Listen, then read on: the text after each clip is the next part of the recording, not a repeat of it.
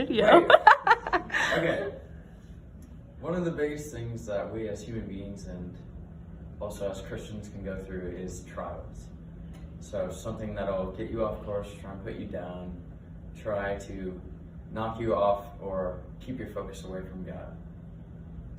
And the biggest thing that I've experienced in the trials that I've had in my life is how we handle it will determine the outcome. So if we put our trials and put our hope in God during those trials, we're going to come out victorious. But if we try and do it ourselves, then it's just going to end up in disaster for us. So I want to read Philippians 1, 19 through 21. And when I was doing my own quiet time, I came across this, and it was just really encouraging for me when I was going through a trial of my own. So it says, "For I know that through your prayers and God's provision of the Spirit of Jesus Christ, what has happened to me will turn out for my deliverance.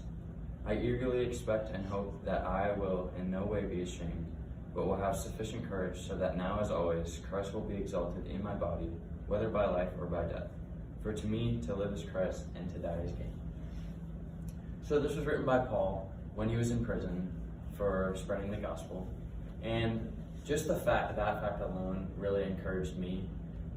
Just that he's writing this to encourage others while he's going through a trial of his own is just essentially what he says when he says, Christ will be exalted in my body, whether by life or by death. Like, no matter the circumstance, he's always trying to exalt Christ. And I think that's something that we can learn from, no matter what circumstance or what trial we're going through.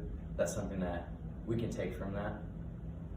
And then in verse 19, he sort of says the same thing when he says, "What has happened to me will turn out for my deliverance." And I think that's another key part of what he's trying to get across is, although you may be going through a rough spot right now, everything, if you continue to put your hope and trust in the Lord, is going to turn out eventually for your deliverance. And then the last verse, verse 21, "For to me to live is Christ and to die is gain," is sort of a more extreme thing of what he's saying. Like, he's saying, I'm okay to live, but even to die is gain for me because I'll be in the presence of Jesus and in heaven. So that's something that just really encouraged me, and I challenge you guys to, when you're going through a trial, to just take refuge in the Lord and put all your stuff and your hope on the Lord and use his strength rather than your own to get across and get through whatever you need to get through. So let's pray.